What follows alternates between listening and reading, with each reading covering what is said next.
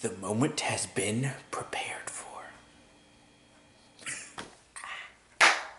Hey, what is up everybody? My name is Bruce Lear. I'm back at you again with another video today. So, in honor of Pokemon's 25th anniversary, 25 years of Pokemon, guys, that's crazy. I am going to do a review of Detective Pikachu. I know that the anniversary was about 3 or 4 weeks ago, and I know I'm probably a little late to this, but that's okay. I just barely found out about the 25th anniversary a couple weeks ago.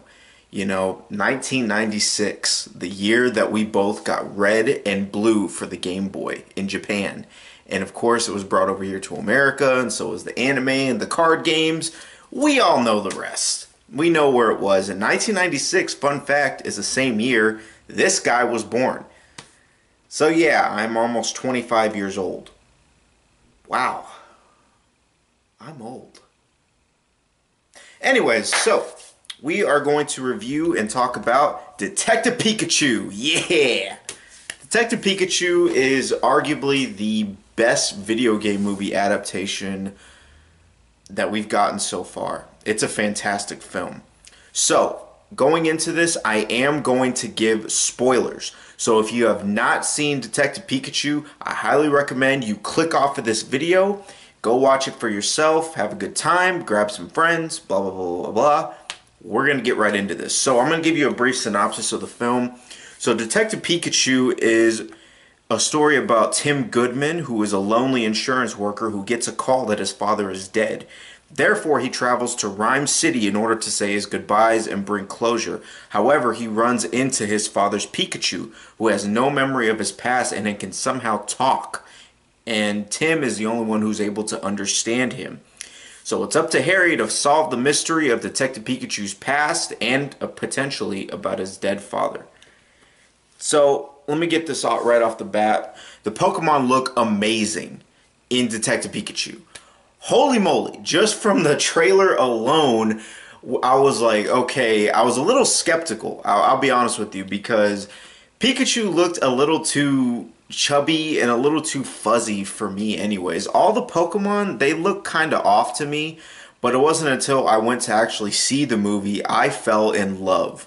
I fell in love with the Pokemon, I fell in love with the world, I fell in love with everything. The details and everything, like if you just look close up at the details of the Pokemon, they look amazing. Charizard, holy moly, the scales and the horns and everything that he has, the wings, it just, Charizard looked fantastic. Mewtwo looked fantastic.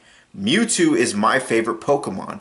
I love the way how Mewtwo look. I know for a lot of people are probably going to say that Mewtwo is probably the worst looking Pokemon in the film. That's fine.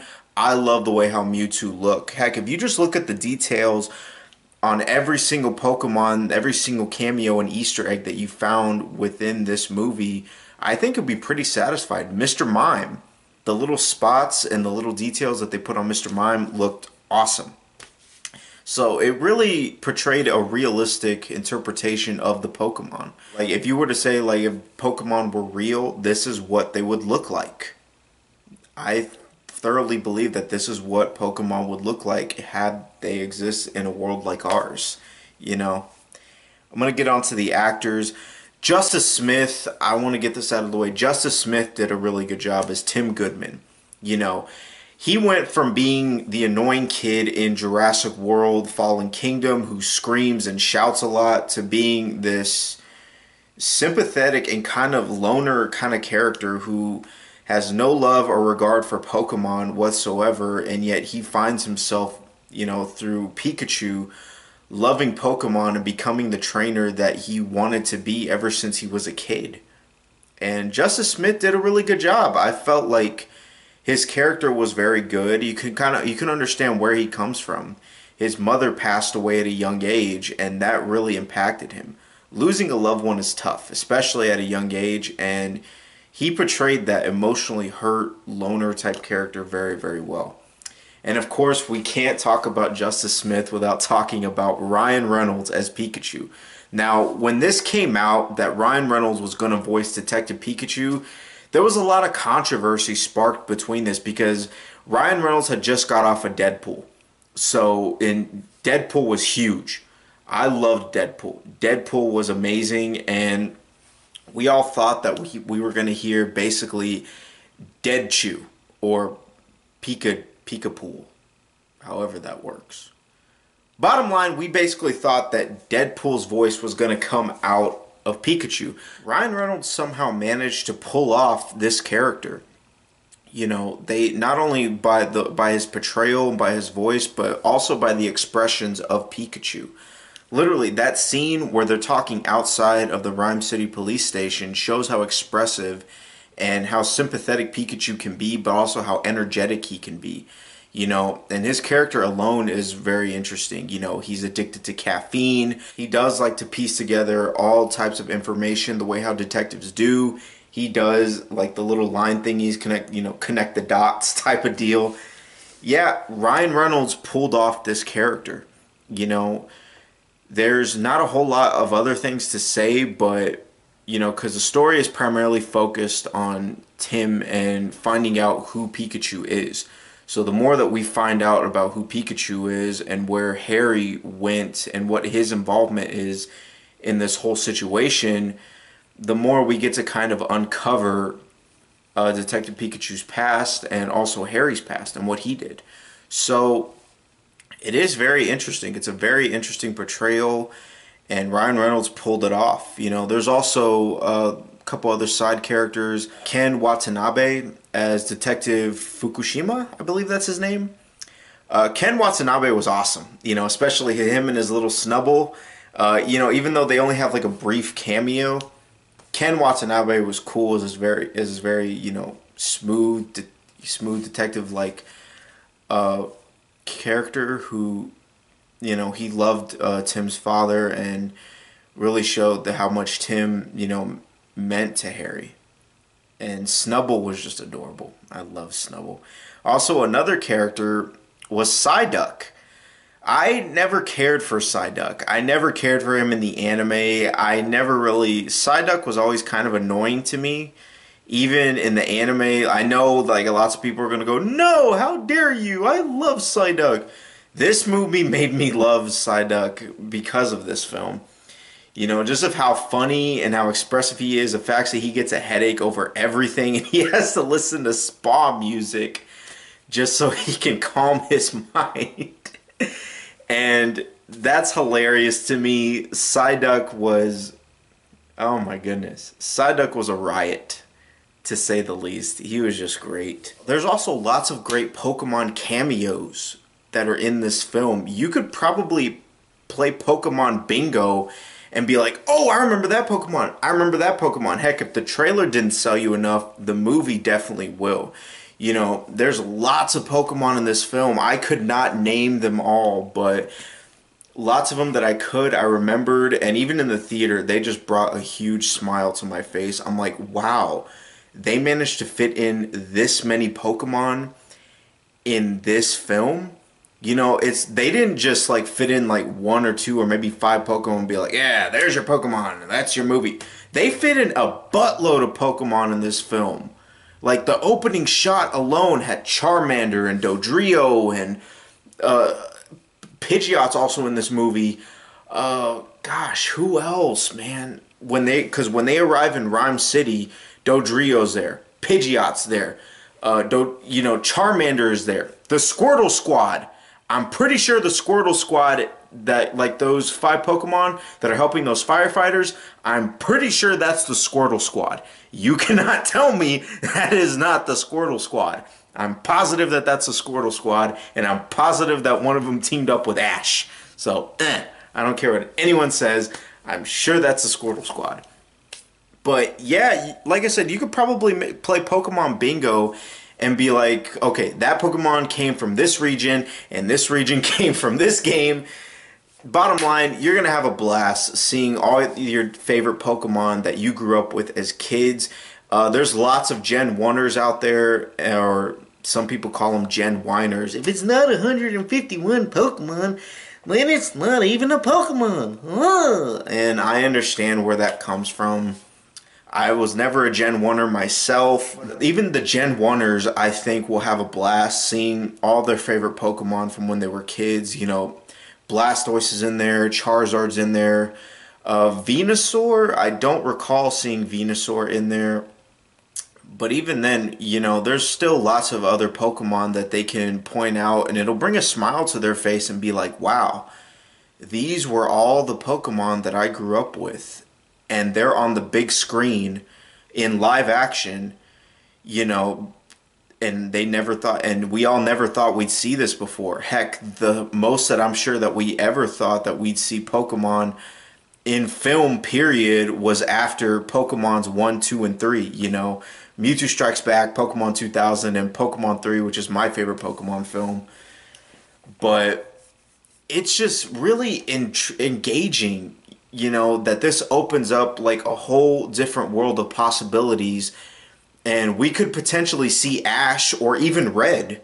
You know, who knows? Maybe this takes place during the video games, you know, with Red and Blue and Green. Or maybe it takes place in the actual anime, or maybe it's a hodgepodge of both, because they did reference the Pokemon theme song. You hear it throughout the movie, like Detective Pikachu sings it whenever he's like all set. He's like, "And there's my destiny, Pokemon," you know.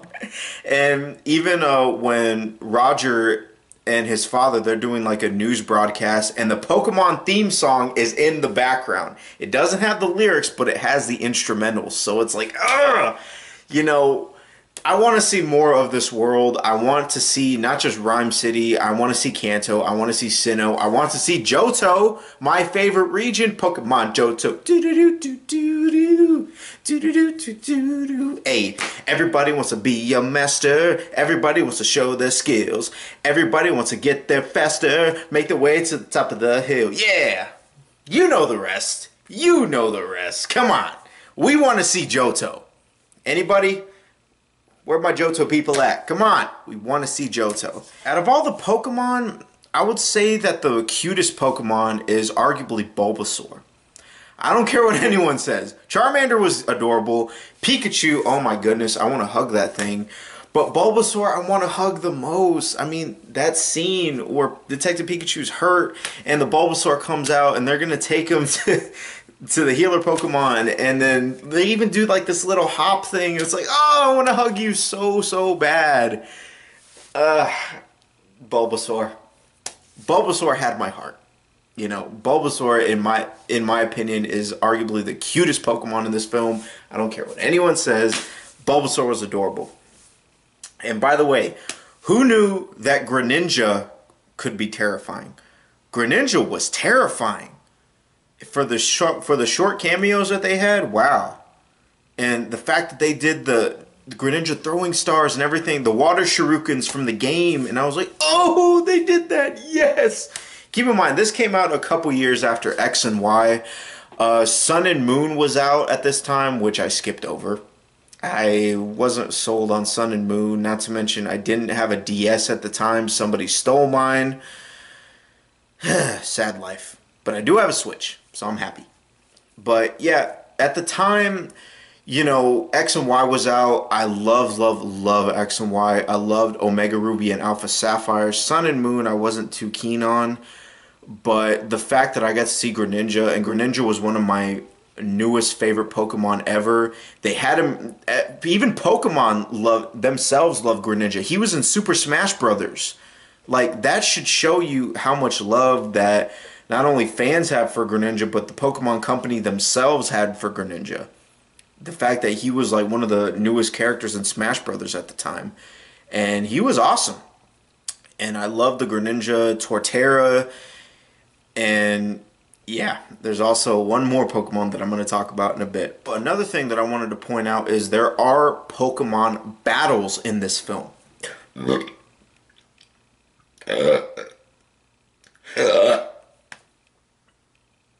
Fail.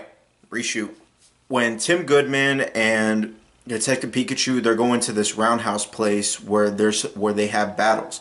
Now, the battles are illegal. In Rhyme City, you cannot capture Pokemon. Also, you cannot have any Pokemon battles. Literally, it's a city where both Pokemon and humans coexist peacefully. Heck, Machamp in the trailer actually, you know, is a traffic. What do you call it? What do you call it? He's a traffic safety thingamabobber.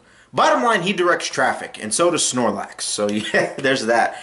But there are Pokemon battles. We saw Gengar take on Blastoise. Freaking Gengar took on Blastoise, and he won. Which is kind of weird, because Blastoise can also learn Dark-type moves.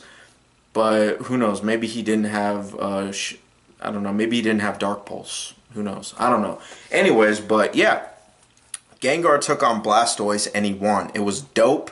And also, Mewtwo versus Detective Pikachu was awesome. Seeing Pikachu use Electro Ball, that made me pop. Whenever I was in the theaters, you know, oh, by the way, quick wrestling definition. Pop basically means cheer, you know, jump up, get excited for, and yeah. That's what that basically means. But yeah, I popped in the theater when I saw Detective Pikachu use Electro Ball. Electro Ball at the time was like my newest favorite Pokemon move. I use Electro Ball in online battles in X and Y. I used it in Omega Ruby Alpha Sapphire. And seeing Electro Ball on the big screen in live action, I was like, yes. And yes, Thunderbolt, I still have love for you too. I love you, Thunderbolt. But yeah, seeing all the Pokemon battles in this film was surprising to me. You know, I knew that we were going to have Pokemon, but I didn't think we were going to have Pokemon battles. So that is what surprised me. When I walked into this film for the first time, I walked in with a completely open mind. I'm just like, okay, we're going to see Pokemon, blah, blah, blah, blah. This film blew away my expectations. My expectations were down here because we had gotten video game films for years from, I'd say, Mortal Kombat, which I love, by the way. I don't care what anyone says. But from Mortal Kombat to now, wow. We had a rocky stream of video game movies that were just awful. I didn't like the Resident Evil movies, and I grew up with pretty much all of them. I saw all of them, you know. And I did not like them. You know, I loved them as a kid. As an adult, I was like, meh. I'm not even going to get into the Super Mario Brothers movie because I know people love that movie. I haven't seen it since I was a kid, so maybe I might like it. Who knows? But yeah. But Detective Pikachu was a nice change of pace.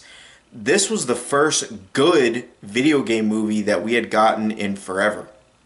So to see Pokemon battles, to see the amount of Pokemon that they filled in with this movie, yes, this is every Pokemon fan's dream come true. Just thank you, Pokemon Company. Arigato gozaimashita. If there's one drawback that I would have, if there's one, I guess, little nitpick is the mystery aspect of it is there's not really much of a mystery to it. Unless you pay like close attention to the film, you can kind of figure out where this movie's gonna go. So the whole thing is Harry Goodman was hired to capture Mewtwo. However, he kept asking questions and started going around. And so he helped Mewtwo break out of his containment, and Greninja was on their way to attack Harry's car. And on the way, Mewtwo helped Harry, and he put his soul inside of Pikachu. Henceforth is the reason why Tim can understand Pikachu, and that's the reason why Pikachu's trying to figure out his past and where Harry is. And all the while, Tim is tasked with finding Mewtwo by Roger's father, whose name I forgot again. I'm just going to call him Mr. Clifford. So Mr. Clifford hired Tim well, he hired Harry first, technically, but he hired his son Tim, and bottom line, he's after Mewtwo so that way he can put his soul inside of Mewtwo, because Mewtwo has this power that he can put the soul inside, a human soul, inside of any Pokemon as long as that Pokemon is in a crazed state. Henceforth is the reason why the R gas makes an appearance, and they were testing that at the battles. So, yeah, Mr. Clifford, bottom line, wants to become Mewtwo because he's put in a wheelchair and he can't walk, and he wants to do that to everybody in Rhyme City because he thinks that's how they'll evolve forward. It's kind of a complicated and convoluted mystery, but it works. It surprisingly works very well because up until that point, you can't tell who the bad guy is or why. And even if so, you kind of ask yourself, and it's like, why would Mr. Clifford want, want Harry's son to find Mewtwo? And then it's all because he wanted Mewtwo for himself. So that makes sense to me anyways. Mr. Clifford makes it seem like Roger's the bad guy. That Roger is the one who wants, Mewtwo for himself, to make more of the R drug. And it's not. It's Mr. Clifford. The video game definitely of Detective Pikachu definitely twisted that and made Roger seem like the bad guy. However, the movie did a complete 180 and it seemed that Mr. Clifford is the bad guy. Roger's the good guy. Even though he's kind of cruel and he's kind of cold towards his father. But, yeah, I know it sounds complicated, but you really kind of have to watch this movie for yourself in order to, see where this whole thing is headed. It's one of those things where explaining it is complicated, but when you see the movie for yourself, you can kind of fit together the pieces and say, oh, so that's why that happened, and that's why this happened. You can kind of piece it together for yourself and be like, you know what? This kind of makes sense. And so as a mystery, it's kind of not much of a mystery, but it kind of is. So I don't know. And also, Ditto is in this movie. I didn't mention Ditto because Ditto plays in a very important part. Ditto can turn into any Pokemon that he chooses. And he knows all their moves. He knows all their powers. He's one of Mr. Clifford's genetic experiments. So literally, this thing can turn into any Pokemon and any human that he likes, that he sees fit. He turns into Suki Waterhouse. I forgot her character's name. I just know the actor's name. The actress, I should say. Yeah, he turns into Suki Waterhouse. He turns into the girl that Tim is attracted to, which is scary. But yeah. Ditto can basically do it all. He can do it all. He's terrifying, and the fact that he can turn into any Pokemon and any human, it almost makes him seem unstoppable in a sense. I mean, can you imagine if a Ditto was running out there and he could turn into the president? That's scary, if you ask me. But yeah. So there's that. Also, that scene where Mr. Clifford becomes Mewtwo, he puts a soul inside of Mewtwo with the Cerebro thing. I'm just going to call it Cerebro because that's what it reminds me of. It reminds me of the Cerebro thing from X-Men. But yeah, and Mewtwo, he smiles. I do not want to see that in my dreams, guys. That's terrifying. But yeah, so there's that. And a lot of people may be like, okay, so Mewtwo can somehow put the soul of a human inside of a crazed Pokemon. I can buy that. You guys might not be able to buy that. You'd be like, well, but there's this and there's that. Listen, Mewtwo wiped out everyone's memory in Mewtwo Strikes Back.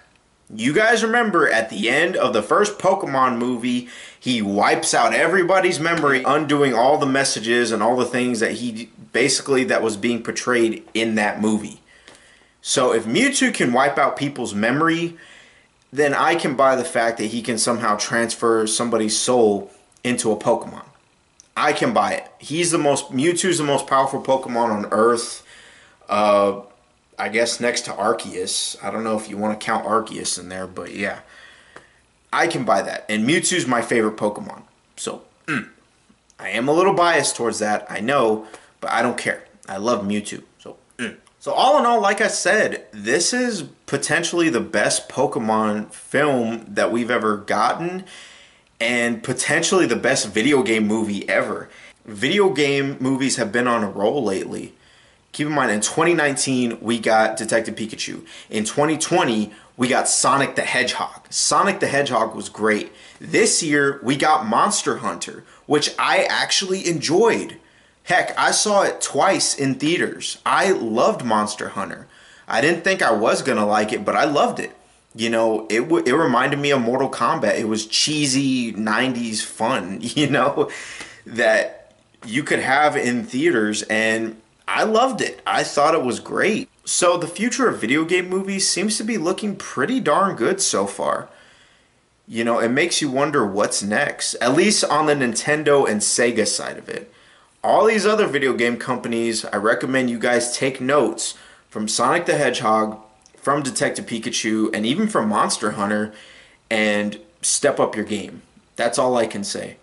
We'll see where y'all are at, because right now, Nintendo and Sega, all you other video game movies are getting your butts whooped by these guys. So step up your game. That is a challenge to all of you other video game companies out there that are thinking about making adaptations of your famous franchises. So be aware. And hey, if we get that Legend of Zelda movie, and if it's based off of Ocarina of Time, it's game over. All of y'all are going to have to be like, okay, we're going to have to literally tip our hat to Nintendo. We're going to hand this over to y'all. Y'all know what you're doing. We don't. Teach us. You know, we learn from Nintendo. So yeah, there's not a whole lot to say other than I love this movie. If you haven't already clicked off of this video, click off of this video now. Go grab some friends, go grab your Pokemon cards, go grab Red and Blue on the original Game Boy, go grab Sword and Shield on the Switch. Just have a good time. Heck, I love this movie so much, I still have my Pokemon packs. Yes, they are open, but I still have these things from the theaters. Yes, I kept these things after all this time. Heck, I even still have the cards. Look at that. We got Detective Pikachu, and of course we got Psyduck, whom I love. Just come on, guys. I still kept these things, and who knows, maybe this is a doorway for Gen 1ers to also give later Pokemon games a chance to understand that even though it may not be the same, some things are different and some things are better. So maybe for all you Gen 1ers out there, maybe it'll inspire you to get back into the Pokemon card game, or you know, just pick up just the latest Pokemon games and go. You know, Sword and Shield I know is controversial. I haven't played all throughout Sword. I have Pokemon Sword, so I haven't played all throughout yet, but I love what I see so far. You know, I really do. I don't have the expansion pass, but I am going to get it soon. So if you're a Gen 1er, you know, give this movie a chance and give all the other games a chance. You know, heck, we're going to get Sinnoh remake soon, so give those a chance. And of course, give it a watch. Whether you're a Pokemon fan or whether you grew up watching the show and that was a thing that you used to like when you were a kid, and then maybe if you're a little curious, yes, check this movie out. I think you'll thoroughly be surprised. Before I leave you guys, I am going to leave off a couple of announcements. I am going to be reviewing WandaVision. I love WandaVision. I love what I'm watching so far. Oh my goodness. I haven't seen episode 5. Please don't spoil it for me. I'm probably going to go watch it after this video. So I haven't seen episode 5 yet, but man, I love WandaVision. I am going to review WandaVision soon. However, I'm going to wait until all 9 episodes are released on Disney+. That way I can review the entire series as a whole. You know, I know everybody's reviewing just the individual episodes. I want to review the entire series so far. That's the kind of guy I am. I like to wait until all the episodes come out so that way I can review the entire series as a whole. Also, I have one more announcement to make. My buddy Sean Daniel, we do podcasts talking about wrestling. We just filmed the Royal Rumble. I'm not sure when he's going to upload the video, so be on the lookout for our Royal Rumble podcast very time soon. However, click the link in the description below if you guys want to see us on our previous wrestling reviews that we did. We did TakeOver. We've done AEW New Year's Smash Night 1. That was awesome. We did NXT New Year's Evil. So yeah, if you guys are interested in wrestling and if you guys want to hear a couple of nerds talk about wrestling and give our grades and our letterings on what we thought on matches and stuff like that, I guess more than the internet kind of does already, because, you know, let's face it, the internet can be cruel to wrestling. But yeah, if you want to hear our perspective, you know, by all means, click the link in the description below. And yeah, that's all I have to say. Subscribe to my boy Sean's channel. Please, please, please give him a subscribe. That's all I have to say. I'm Bruce Lira. And remember, grow wiser, grow smarter, get right and grow closer to God. And of course, never be afraid of who you are. And always keep being who you are. Don't be afraid to be a geek. And don't be afraid to be who you are. God bless you guys. Thanks for watching my video. Peace!